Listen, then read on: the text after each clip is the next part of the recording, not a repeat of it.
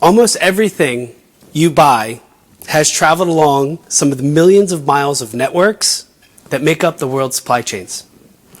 Most of the time, the logistics involved in making this possible are invisible and kept behind the scenes. But these days, supply chains are front and center as companies cope with a pandemic-induced shift in consumer behavior that has left supply chains strained.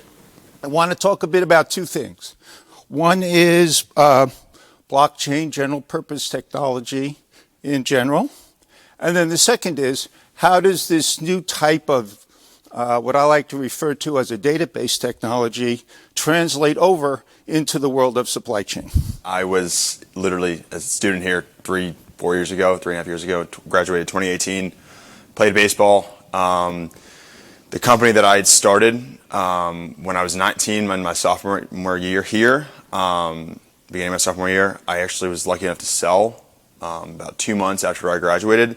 And it was a company called GripRx. It was an ergonomic grip company, originally created for baseball. We went into every other vertical possible, any cylindrical apparatus. We went into lacrosse, we went into hockey, field hockey, umbrellas, wheelchairs, hammers. We did a lot of manufacturing, logistics, licensing. We licensed to Stanley Black & Decker on all their hammers.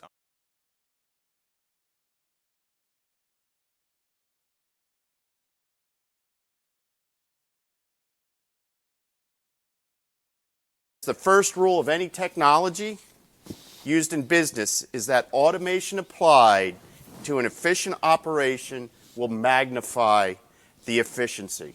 We heard that with Accelerate. The second is that automation applied to an efficient operation will magnify the inefficiencies.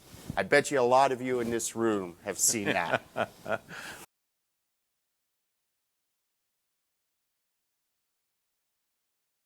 It's not just about people, it's about their engagement level. So I love Dilbert. I'm in HR, so, I'm the evil cat director if you ever read the cartoon. And you know that, that's me, I'm Catbert, I own it, it's okay. But they talk about experts defining engagement in terms of employee feelings and behavior. So it's not just about hiring the 1,000 technologists or the 100 open positions that Turn 14 distribution had at the beginning of the year. It's not just about the acquisition piece, it's about the development piece, which then leads to retention, right? I'll begin with a patent primer, just to give maybe 2 or 3 fundamental principles relating to intellectual property that will help to provide a foundation for the strategies that we'll talk about. Next is patents as a business asset, really about the idea of leverage that intellectual property brings. Third, we'll talk about complex supply chains, how they have become more and more complex. That gives rise to some issues that we'll point out. Strategic patenting. So patenting, not just patenting, but strategic patenting. Getting patents that are real business assets and that help protect a competitive advantage in competitive arenas. And finally, we'll have some takeaways from that. I just want to start by asking a quick question, and if I can yield some answers, that would be great.